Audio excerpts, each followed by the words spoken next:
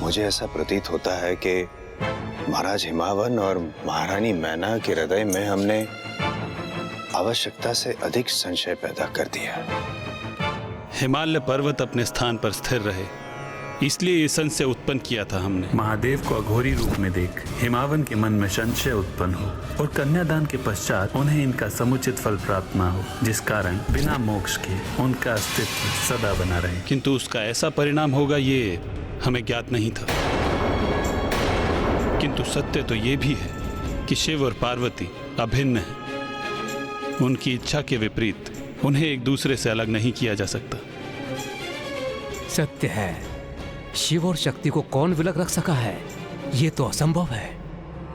किंतु नारायण, माता पार्वती अपने माता की आज्ञा का उल्लंघन कर मर्यादा कभी भी भंग नहीं करेंगी।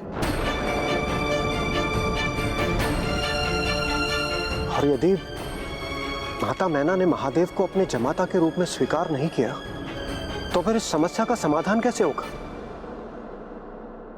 परिस्थिति बहुत विकट हो गई थी। देवता असमंजस में थे। किसी को भी ज्ञात नहीं था कि महादेव और माता आदिशक्ति की लीला किस प्रकार उजागर होगी। माता मैना इस विवाह को रोकने के अपने इस निर्णय पर दृढ़ता से स्थिर हो गई थी। और अब समस्त देवता इस विचार में थे कि वो किस प्रकार माता मैना की स्वीकृति प्राप्त करें।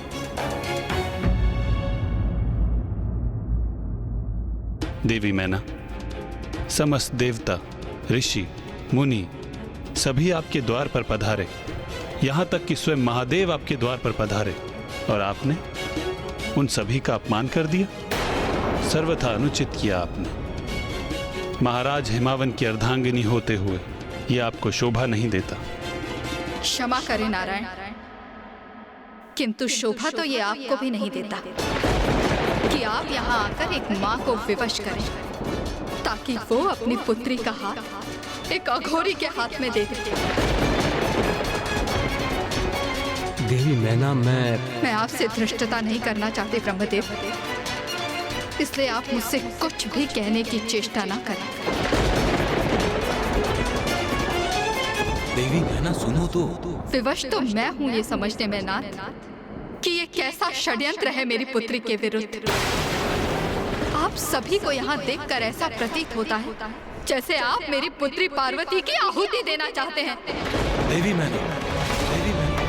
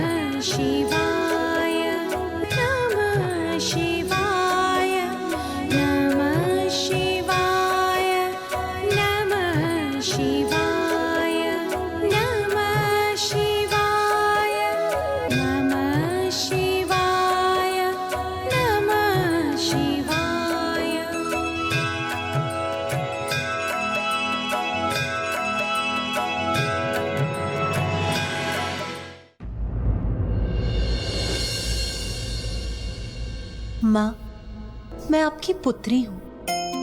तो ये स्वाभाविक है कि मैंने आपके भिन्न रूप देखे हैं। कभी आप मोम की तरह कोमल होती हैं, क्षण भर में पिघल जाती हैं। आपकी मुस्कुराहट से आपका संपूर्ण मुखमंडल दमक उठता है। तो कभी अनुशासन का पालन करने हेतु आप कठोर भी होती हैं, तो आपका मुख भी कठोर हो उठता है।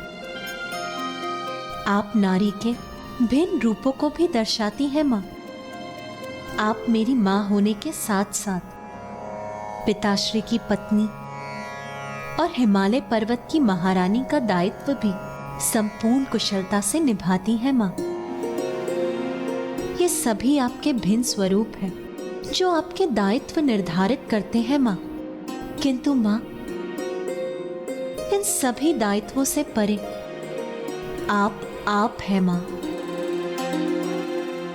इसी प्रकार महादेव के भी अनेक रूप हैं। वो दिगंबर है, काल भैरव है, रुद्र है, शिव है। उनके जितने रूप हैं उतने ही नाम भी, किंतु है तो वो परमेश्वर ही, महेश्वर, सबके कर्ता, हरता, स्वामी, मेरे ईश्वर, सभी के ईश्वर, साक्षात महादेव।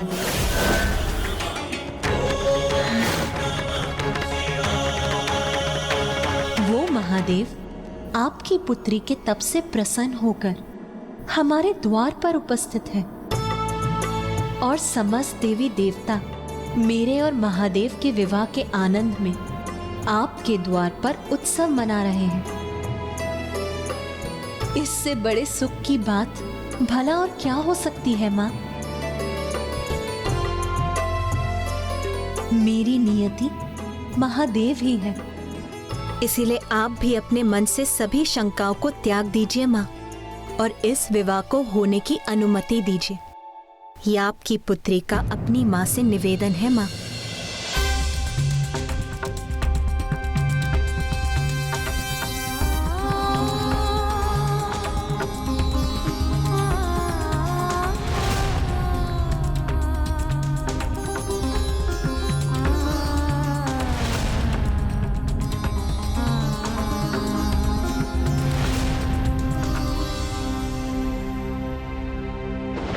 ये माँ भी अपनी पुत्री के हित को अनदेखा नहीं कर सकती। ये विवाह कदापि नहीं हो सकता।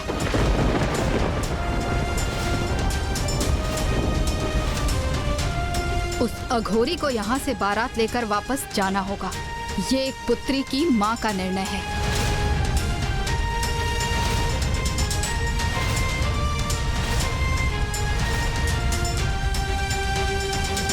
किंतु ब्राह्मण देवता, सब कुछ तो श्री हरि नारायण और नारद जी की योजना अनुसार ही हो रहा था। फिर भ्रांति कहाँ उत्पन्न हो गई? और महादेव को भी स्वयं के विवाह में अघोरी बनकर जाने की आवश्यकता ही क्या थी? योजना तो बस यही थी कि महादेव को अघोरी रूप में देख हिमावन जी शंका युक्त होकर माता का कन्यादान करें और उन्हें मोक्ष की प्राप्ति ना हो, जिससे कि वो सदा स्थित रहे। किंतु इन सब का परिणाम ये हुआ कि अब माता मैना ही पूर्ण रूप से इस विवाह के विरुद्ध हो गयी। तो फिर अब इस स्थिति में महादेव और माता पार्वती का विवाह किस प्रकार से संपन्न होने वाला था गुणेश जी?